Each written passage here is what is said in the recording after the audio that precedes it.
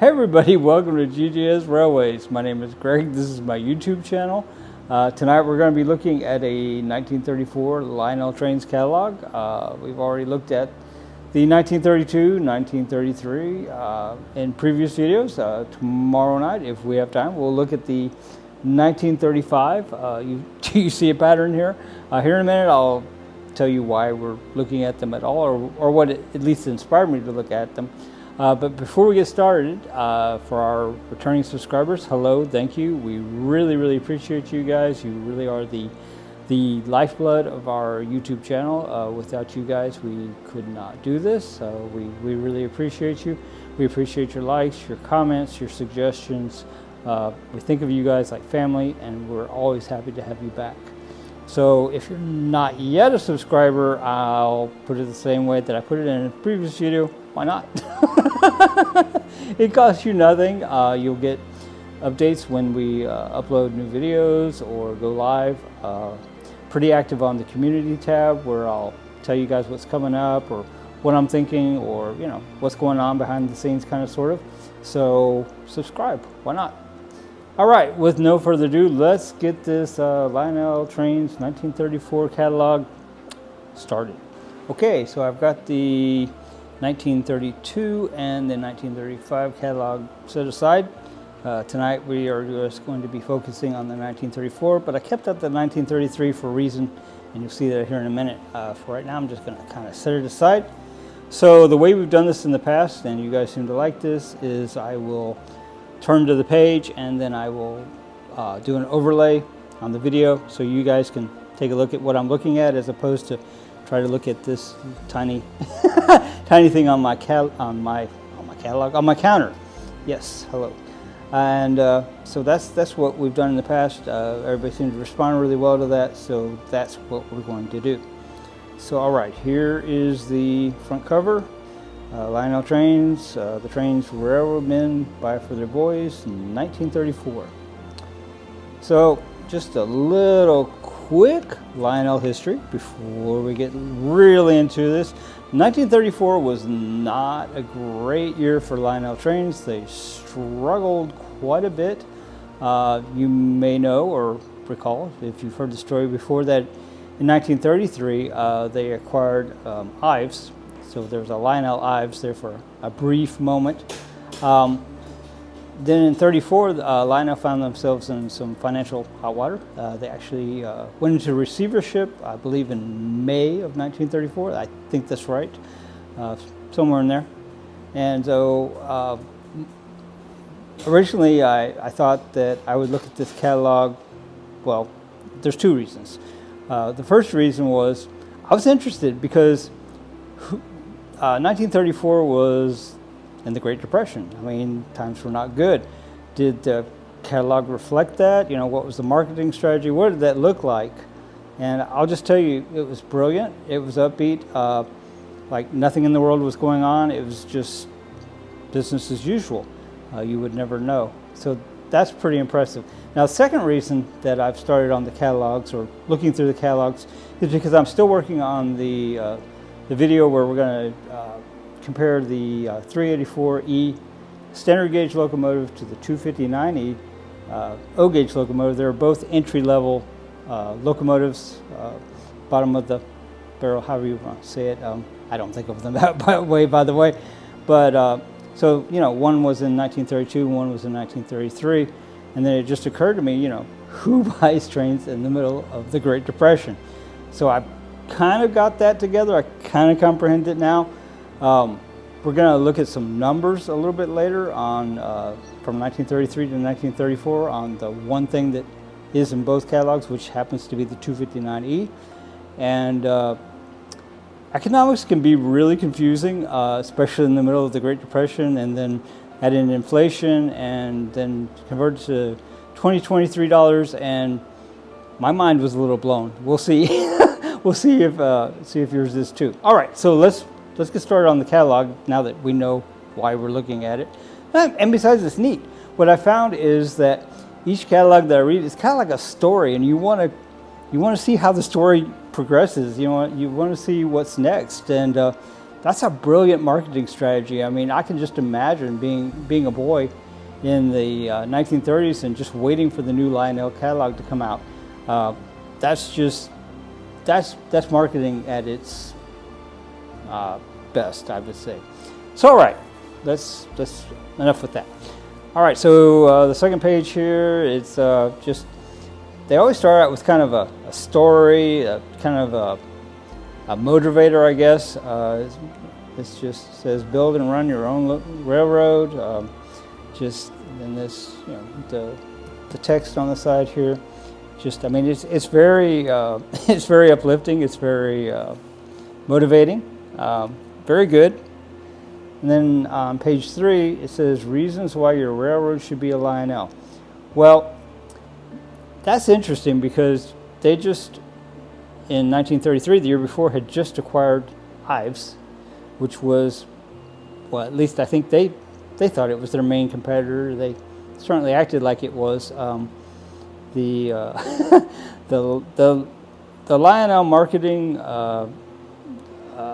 when it comes to Ives was a little brutal. Some would say underhanded.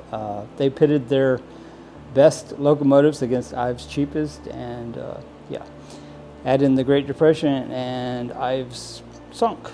So yes, that's how that came about. So all right. So once again, reasons why your railroad should be a Lionel, because at this point you have American Flyer and 1933 was Marx around. I don't know. Had never even thought about that. That's one of the fun things about reading through these is stuff occurs to me and I'm like, oh, I don't know. I really don't know. So anyway, your reasons why your railroad should be Lionel, but because probably your options are somewhat limited. So that's on page 3. All right. So then on page 4, Lionel Motors built scientifically for lifetime service.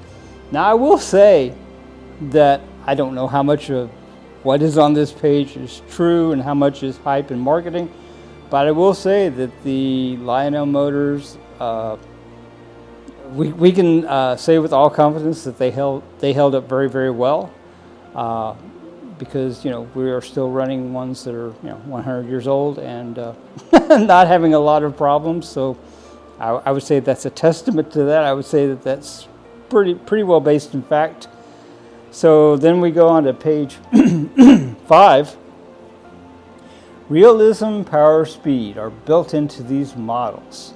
So this is the page where we have the 259E for 1934. Now I'm going to open up this 1933 catalog and I'm going to compare what the price was in 1933 as opposed to 1934.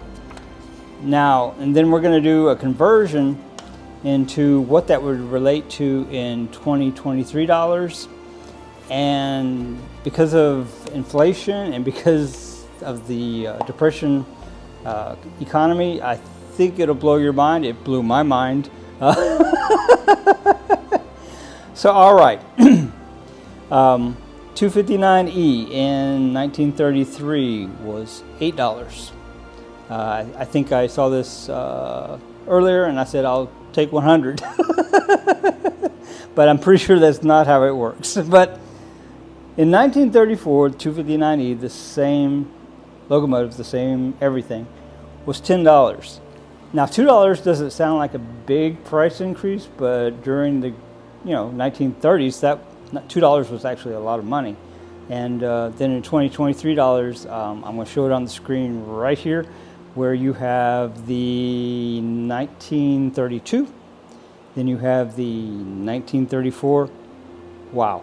Okay. Yeah, I didn't believe it either. So yes, Lionel was fully confident, apparently, that even though they are in receivership or about to go in receivership, they are full steam ahead. That's interesting. Yes. So all right. So we on page 5 here, continuing. These are certainly some fine-looking locomotives. Some nice offerings. What you'll notice and what will come to be in the immediate future for Lionel is that these are looking a little stale. This lineup is looking a lot like a lot of other catalogs that we've already looked at, and I can imagine catalogs before that. A fun story that I heard once, and I don't remember where I heard it, or else I'd give them credit because it was a fun story.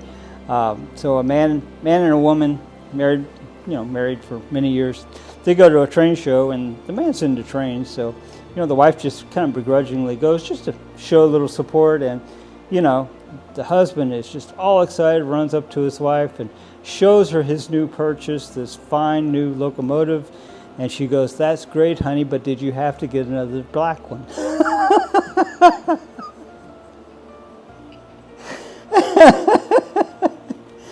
So yes, so that's kind of what this catalog reminds me of, black locomotives, black locomotive, black locomotives. Now, some of the electric ones here on page 5, when I say electric, I mean they were, electric in real life. They have some colors here, some nice colors, but, the steam engine's black, black, black, black. All right, moving on to page 6, more black locomotives. That's, yeah. But I mean, most locomotives at the time were black, but it's still funny, right? So, all right, page 6, the largest and most powerful model locomotives built. I don't know why all of a sudden the words are not coming out of my mouth, but anyway. So let's see, we got standard gauge here on the top, the 385E, which I believe was in the 1933 catalog. We won't look at the price, but suffice it to say, I think the 259E comparison was probably all we need to know. So, all right, then we have the 400E distant control locomotive. Distant control was another one of those really clever marketing things. It's not remote control exactly. It's, has the E unit. You turn the power off, you turn it back on, it neutral or reverse, distant control, because you're at a distance. The marketing was amazing. Hats off. I'm not wearing a hat, but hats off to Lionel, and I don't know if he did his own. They did their own marketing, or they hired somebody, or how that worked, but brilliant. Absolutely brilliant. All right, so then on page 7, we got at least we have some color here, some, green and, I don't know if it's brown or gold, and yeah. Lionel electric types are the finest ever built. That's it's a pretty bold statement, don't you think?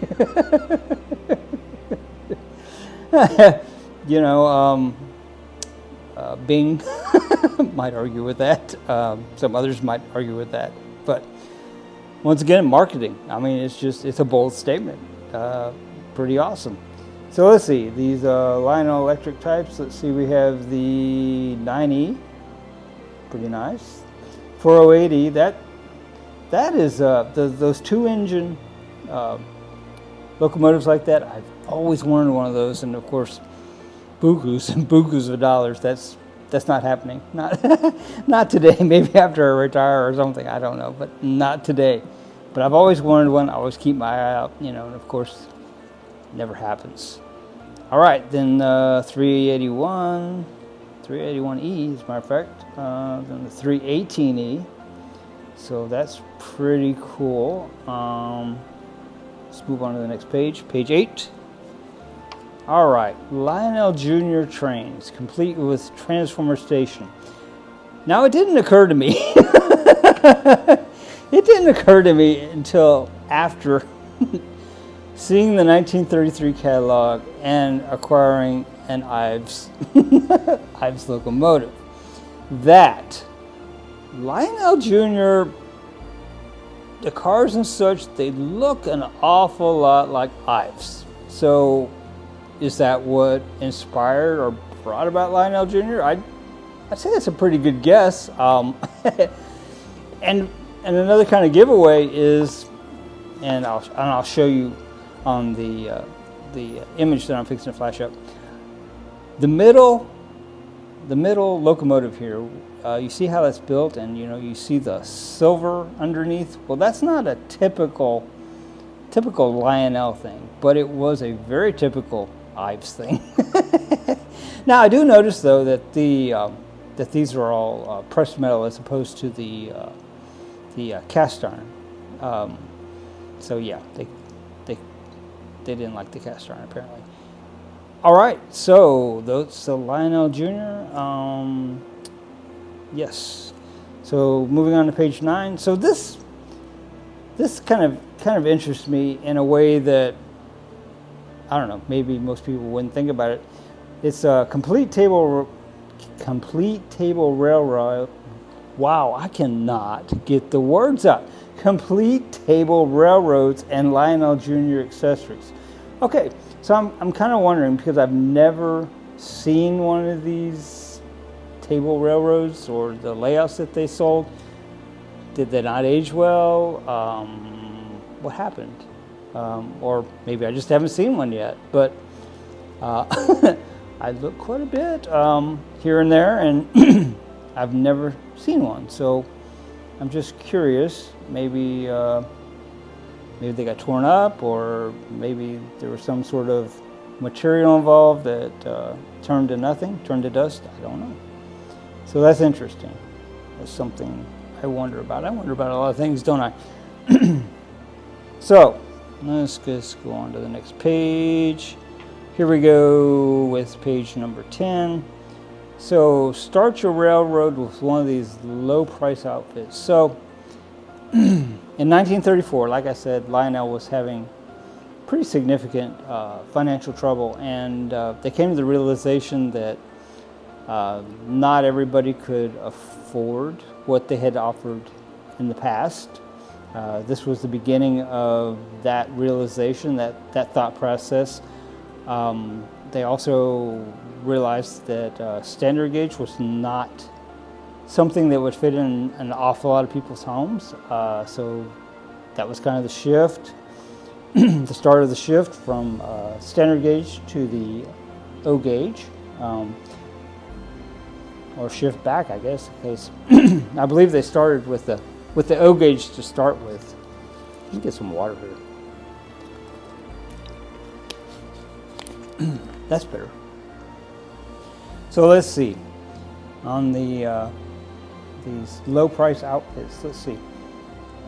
Including in included in that lineup was the 179E freight outfit, 242E. I think we might actually have a 242E around here somewhere.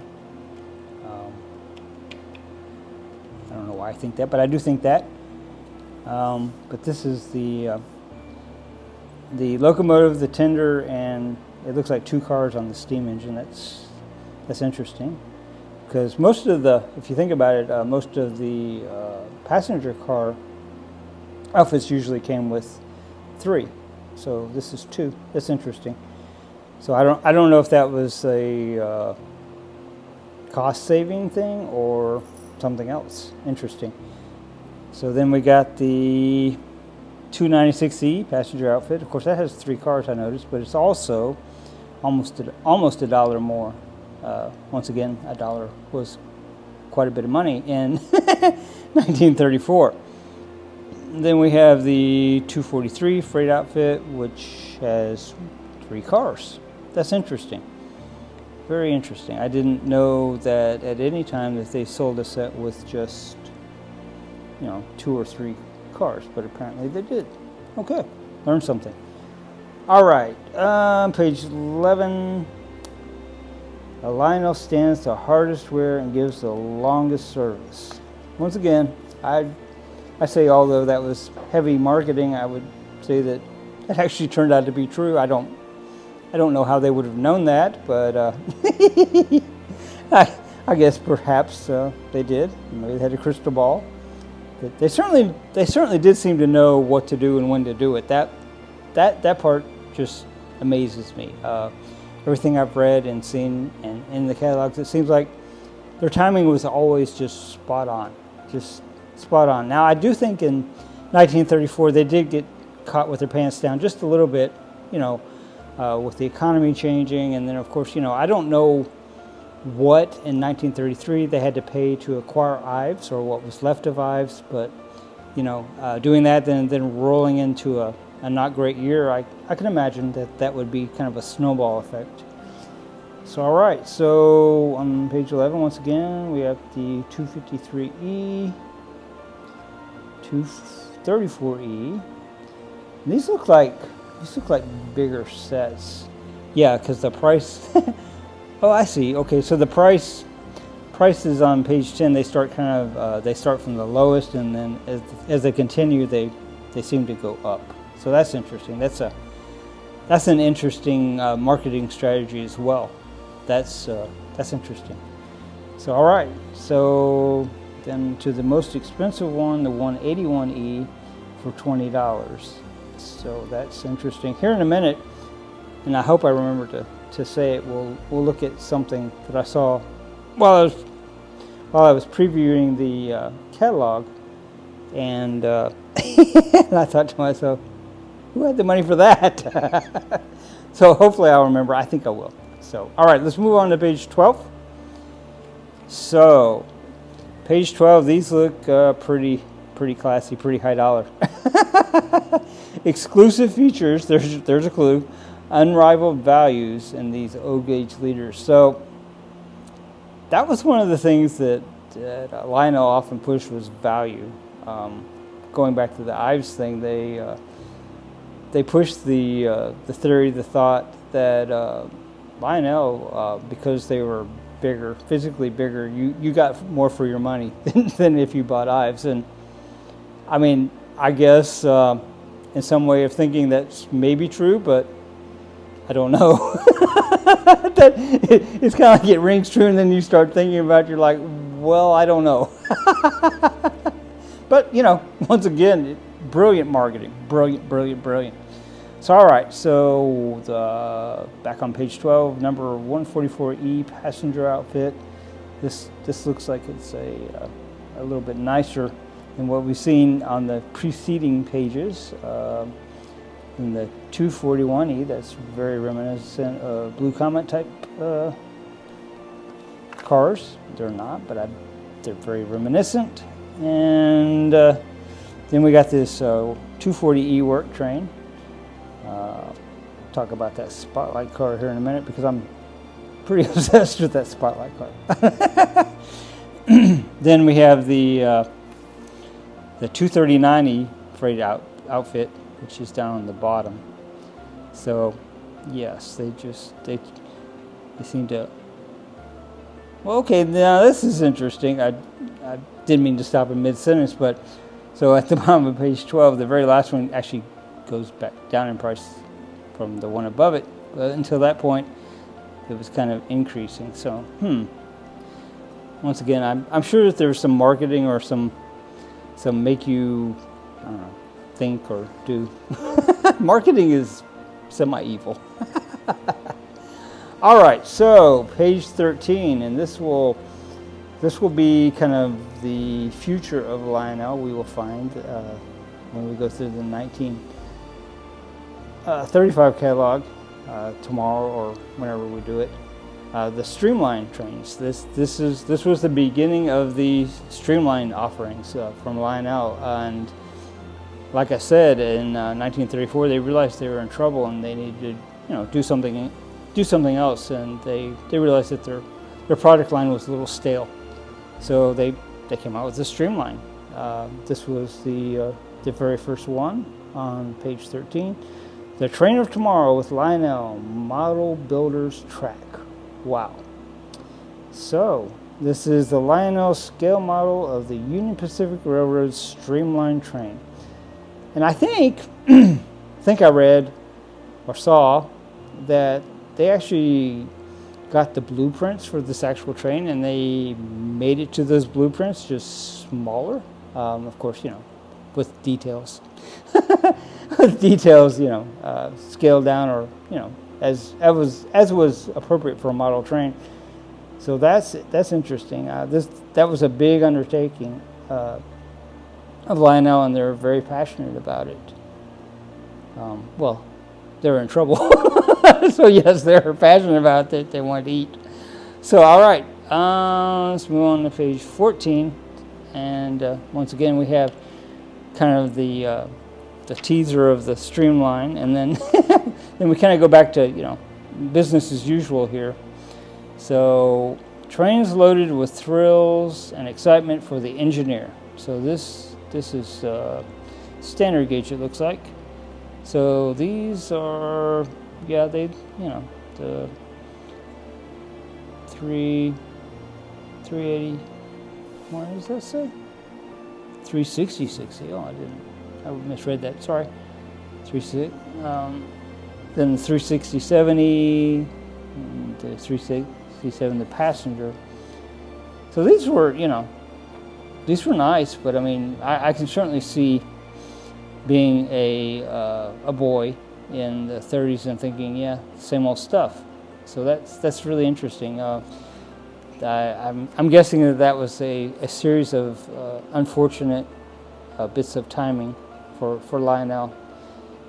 All right, so let's move on to page 15. So once again, this looks like more the same, more black trains. I love that story. I don't know. I don't know. All right, so page 15. 369 freight outfit. Yep. Oh, with the chugger sound. Ooh, wow. And let's see. These are standard gauge. 370/80 passenger. Yes. I love these passenger cars though. This is on page 15, the middle of the page. Those green ones. I have some of those. They don't look that nice, but but I do have those.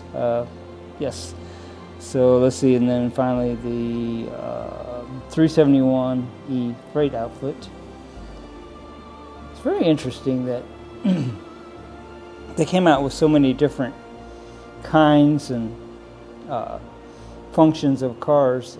We did a video the other day on Dorfin trains, and they offered a total of 10 freight cars, and I think I counted in this catalog earlier, and it was something on the lines of 30. So that's interesting.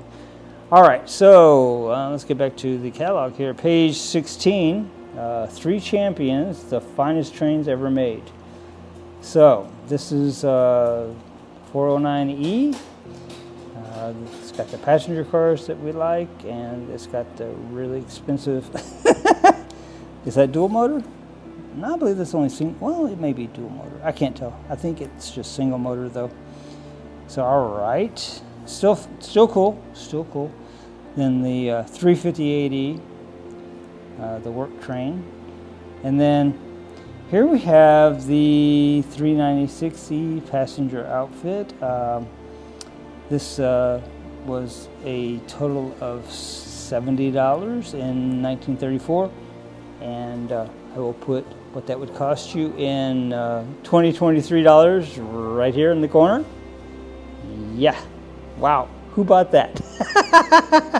Who bought that? I'll take it for $70, but not in $23. Wow, that's amazing. And this, like I said, this was during Great Depression and one of the toughest years Lionel had. That's wow. All right, so let's move on to page 17. Extra cars for boys who want longer trains. I don't know about you, but when I was a kid, the longer the train, the better.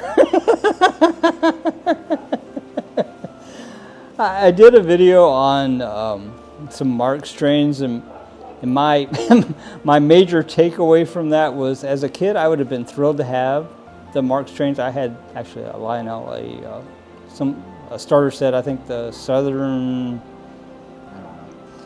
but wasn't. I think it was MPC or even 1976.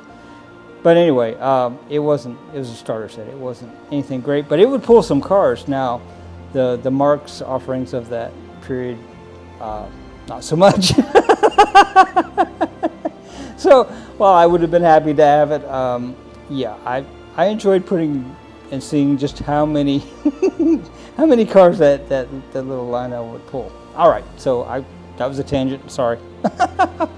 So all right, back to page 17. We got some mighty fine looking train cars on here. So these look like they range $3.90, $3.50, $3. Oh, here's one for $1.10. That's interesting, and it's illuminated. Oh no, the illuminated is $1.65. I'm sorry. And so that's interesting. Let's see. Looks like $4, $4.75.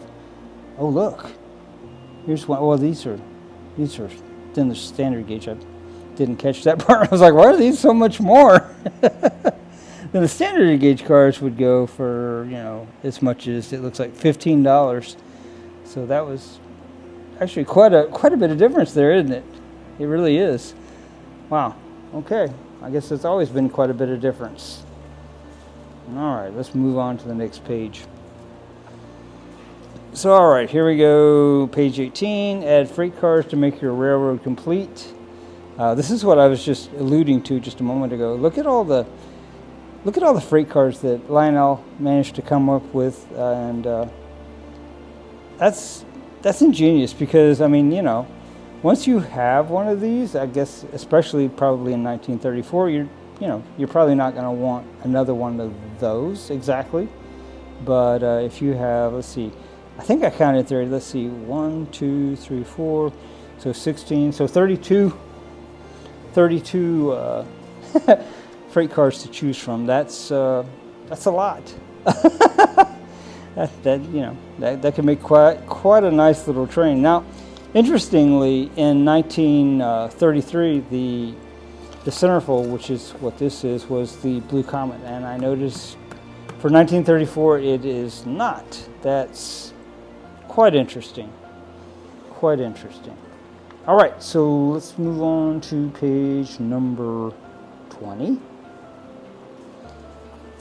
All right, special cars for wreck trains and construction crews. So, I always wanted one of these standard gauge cranes, but every time I find one, they are pretty well played out. Let's just put it that way. I mean, I've seen some, they're either really well played out, and I don't know, or they're just pristine, and yeah, I can't touch that. So that's kind of cool. I would like to have one of those someday, but yeah, maybe one will come along. All right, so on the bottom of page 20 here in the left-hand corner, floodlight cars. I think these are so freaking awesome with that brass detail and the brass lights. I don't have any of these. I think I need some of these. And they offered them both in O gauge and standard gauge. I'll take one of both. Thank you. So let's see. So O gauge, $4.25. Standard gauge, it looks like it came in two sizes. The longer size being $6.50. I'll put whatever that is in $23 here, just to give you an idea, which may be why I've never seen one. Maybe they were kind of prohibitively expensive and didn't sell that many of them. That could be. All right, so then moving on to page 21. So I kind of pondered or wondered on the last catalog. Well, I guess first let's read what it says at the top here. These accessories make your railroad true to life. So what I was talking about, and then segued into that. On the top of this page 21 on the left-hand side, box of 6 miniature railroad figures. I'm pretty sure that these guys are lead, and I'm pretty sure they're probably painted with lead paint. So my question was, I mean, nobody knew any better at that time. At what point did people figure out, or did companies figure out that lead and toys probably don't go together? And that's another one of those weird things that Greg thinks, and yeah. So all right. So here we got the illuminated freight shed. I guess they've had that around for almost as long as time, because I think I've seen that in pretty much every catalog. Now, here's something that I don't think I've seen before. On the bottom left-hand side of page 21, the standard gauge weighing scale. Now, that kind of intrigues me. And it intrigues me for a couple of different reasons. First off, you'd have to load this car with something, and then you'd have to run it across this track. And of course, you know, it looks like it really does have a scale in here. But I don't know. Have you guys ever gotten like any of the Lionel coal, like, you know, comes in the bag? That makes a pretty big mess. I mean, I think my mom would have probably gone for that. Maybe the first spill, but not after that. No, we'd be loading something else. So I wonder what else you could load. I mean, rocks maybe. Interesting. Once again, the things that Greg thinks. All right, so moving on, then we got this freight accessory set, all kinds of carts and wagons, and yeah, I don't know, $2.75. All right, moving on to page 22. Equipment for the freight yard and for the right-of-way. So this is interesting. And one of the reasons that I think it's interesting is, okay, so not too, well, July. I was going to say not too far back, but in July, I wanted to do a July 4th video. And I'm like, you know, I know that if I look, I'm going to find, you know, trains with an American flag. Well, I didn't. I didn't. Did Lionel not ever, or American Flyer or Marks, did they not ever like incorporate American flags into their early offerings? And does that seem a little odd to you? Because it seemed a little odd to me. But I mean, maybe, you know, maybe at that time that wasn't a thing. I don't know. But anyway, what made me think about that is this number 90 Flagstaff and flag. I mean, I'm happy to see that that was offered. That was, you know, that's nice. That's something that I think should be on everybody's layout. So, let's see what else we got. So this number 068 O-gauge warning signal, I actually had one of these long before I had trains. I was I was cleaning out one of my great aunt's barns, and I ran across this, and she said I could keep it. I do still have it in there. So yes, I had that before I ever had any kind of train. That's kind of fun. All right, so then we got some power poles and telegraph post. Well, you know, that's something every modern layout needs, right? Yes. All right, so moving on to page 23, signals that automatically stop. Oh, wait. Signals that automatically start and stop your train. Interesting. I did not know that they did that. I mean, I've seen these signals before, but I didn't realize that that was actually what they did. So that's pretty cool. I guess probably there was a relay in the bottom here, and when the light was red, you stopped, and when it was green, the relay would click over and send power back to the track, and you were good to go. So wow, that's pretty cool. All right. I just thought about something. Maybe that's not how it works, and this is why I'm thinking that. So okay, for Lionel trains with the E unit, if you shut off the power, the next time you turn it on, it would be neutral. Then the time after that, it would be reversed. So, I'm not sure. I'm not sure how that would work. That might be something to research and figure out. All right, well, that's cool. In any case, it is very, very cool. All right, so let's see what else we got here. So that's about all I see on page 23, I believe.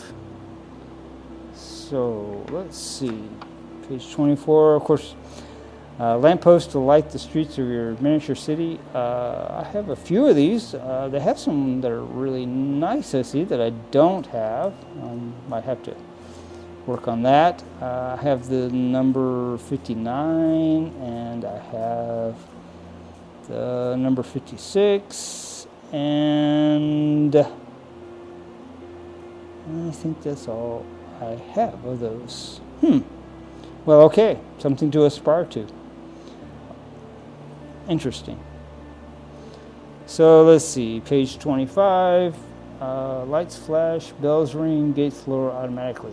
I've always wanted one of these bells, and I've never been able to find one. I don't know if they didn't make a lot, or I'm just not looking in the right place, or I don't know, maybe somebody has them all stashed away somewhere. So this number 069, it looks like it's mounted to the same type crossing thing that I was just talking about that I found in my great aunt's barn. So that's interesting. So these are really nice. I would love to have some of these. Of course, I do have the 077 type crossing gate. Otherwise, I don't have any of these. I'll take them all. I will take them all. Yes. All right. So here on page 26. All right. So in the 1933 catalog, it wasn't after I made the video and even edited it that I was talking about the powerhouse. Let's see. It says powerhouses, towers, and central operating stations. So it didn't occur to me until long after I edited that video what a powerhouse was. I'm like, what the heck is it? Well, it's where the transformer was. Powerhouse. Hello. But I don't know. So I don't know exactly in my mind where you would place this on the edge of the layout, and then you'd I don't know. That's interesting. So that's what that is. It's where you can hide your transformer. So I noticed this industrial power station here. It looks like you got place for 1, 2, 3 transformers. I mean, you'd be doing some serious model railroading with that. But I think I'd like just the building.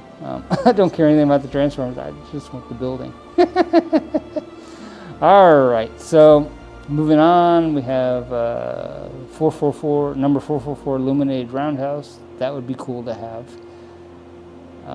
Let's see, illuminated signal tower, number 438. I've never actually seen one of those. I mean, I've seen the modern one, but I've never actually seen this one. Huh. You kind of got to wonder, were people particularly rough on just some things, or did they just make so few, or people bought so few that they don't circulate? I don't know. Once again, a question Greg wonders. All right, moving on to page 27. Lionel railroad stations are just like the real ones. Well, okay.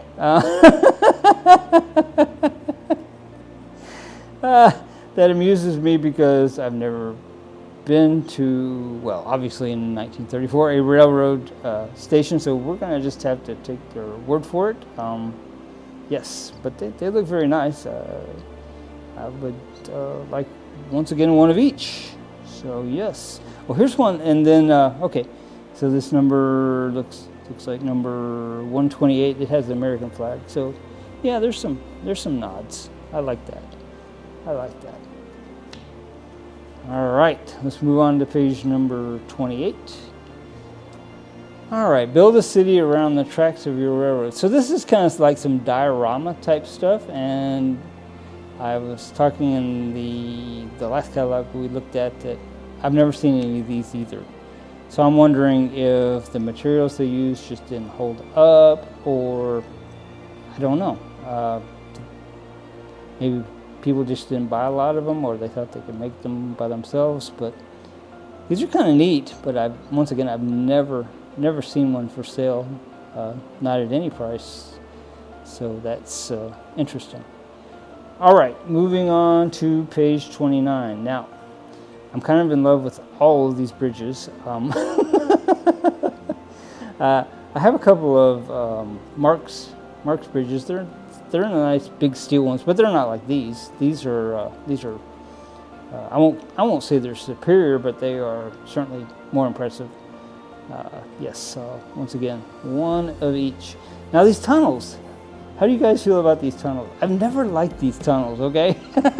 I think they just, I mean, they made everything like up until this point just like ultra realistic and, you know, really detailed, and then you get these tunnels and you're like, what? Now, having said that, when I first got into the model railroading, we were trying to do a layout. My mom and I decided we were going to try to build a tunnel, and we did the chicken wire and the paper mache. Yeah, it didn't turn out well. It looked nothing like a tunnel. So anyway, maybe that's why. Maybe wasn't easy to make tunnels. So yeah. All right, moving on to page 30. All right, so here we have the transformers. We got a couple of these type of transformers and one of the train lots that we bought. Of course, we won't be plugging it up, but but it was this type, and I thought it was pretty freaking awesome. I think most people probably would consider them door stops. I'll probably put ours on the shelf, or I don't know. but yeah, I don't think we will use it, and definitely would not ever plug it up and leave it unattended. So all right, so let's see. It says for safety. That's ironic. Insist on a Lionel multi-volt transformer. Well, maybe we'd be okay. All right, page 31. Equipment for your central operating station. So, got the transformer, another transformer. So we have this distant control panel board. I've always been curious about this. To me, it just looks like 2 gauges, 1, 2, 3, 4, 5, 6 jackknife switches. What does that do? How does that help you? I don't get it. I mean, it's cool. It's really impressive looking, and if you see them, or when you see them online for sale, they're like mega expensive. But I just don't quite get what what they were supposed to do. I don't know. Anyway, all right. So let's see. Just circuit breaker, controlling rheostat. On page 31, towards the middle, on the bottom, that looks super safe. I mean, that looks like something I'd want my fingers in. Wow. Clearly different times. All right, so let's move on to page 32. Here we have, once again, the distant controlled, which just means that they had wires to however far away you want to be.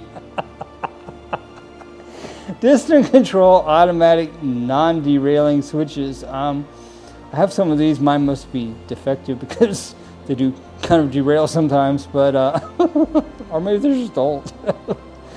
Oh goodness. Once again, though, the marketing, I mean, you gotta respect the marketing. I mean, in 1934, distant control, that probably was brilliant. I mean, that probably really was brilliant. All right, so then we have this number 200 turntable for standard gauge track. I would love to have that, yes. Probably not in my lifetime. So yeah. Oh, look, and then it shows the roundhouse. You put what, 1, 2, 3, 4 sections together. Wow, yeah, that would be like a dream. That'd be like the ultimate right there. All right, so moving on to page 33. More track and crossings for bigger railroad systems. Okay, yes, I think we've all seen track before. All right, here we go, page 34. So this is interesting because I don't remember seeing this in the 1933 catalog. As a matter of fact, I'm going to open up the 1933 catalog and look, because I don't remember seeing wind-up trains in the 1933 catalog. Now, however, once again, Ives had some wind-up trains, and I'm just wondering if they didn't take advantage of their newly acquired Ives and make some wind-up train offerings. So yeah, I don't see that option in 1933. So while once again it's just a guess, I think it might be a good guess. Interesting, very interesting. So all right, back to what it actually says. Page 34, wind-up trains with powerful motor, headlight, bell, and brake. So I guess what, they probably had a battery in it, I guess, like a dry cell. Wow, how old am I? I just said dry cell.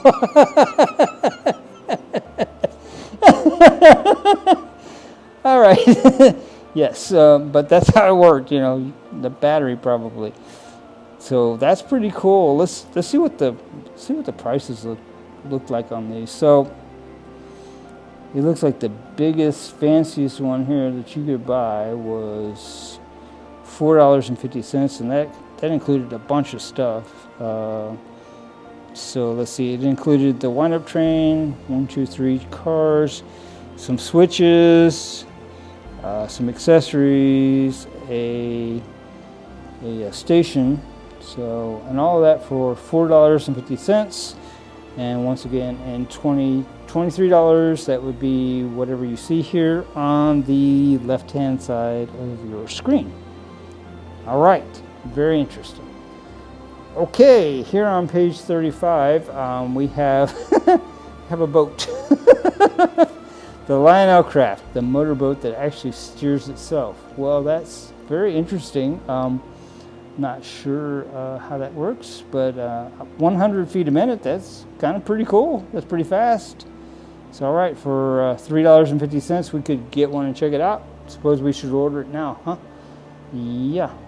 I've never seen one of those for sale. That's what's interesting. You wonder about some of this stuff. Once again, did they not produce very many, or just did people not buy that many? All right, moving on. The bottom of page 35, tracking accessories for mechanical trains. So that's interesting. Yes. All right. So, if I'd ever been on a quiz show or whatever, and they they asked me if Lionel had ever made track for wind-up trains, I would say no, but clearly I'd have lost that round.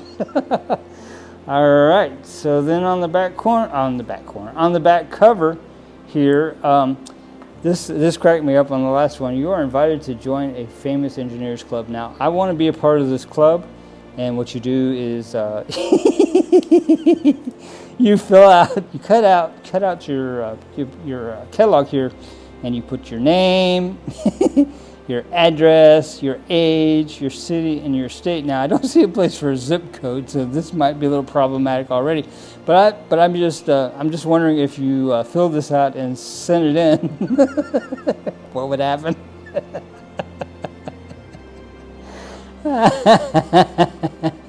Probably nothing. But this is a pretty cool engineers club, because you get the Lionel magazine, you get a certificate, you get all these things on how to build a hand car, railroading under the sea. Wow, there's a concept. Don't try that with your Lionel trains, okay, please. All right, guys. Well, this was the 1934 catalog. I enjoyed looking through it. Interestingly, I know what they're trying to do. They're trying to remain upbeat and positive, but the vibe of the 1933 catalog was much more upbeat, much more optimistic. So while they tried, I can see looking forward to 1935 and being teased by that streamline. But other than that, 1934, like I said, was not a great year for Lionel trains financially, and I think we can kind of see why.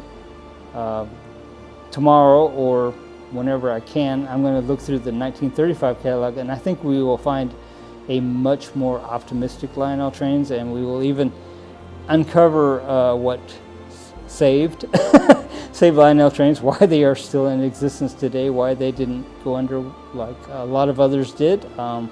It's good to have friends in high places. I'll just put it that way. All right, guys. Well, this was the Lionel Trains 1934 catalog. I hope you enjoyed it. That's about all there is to it.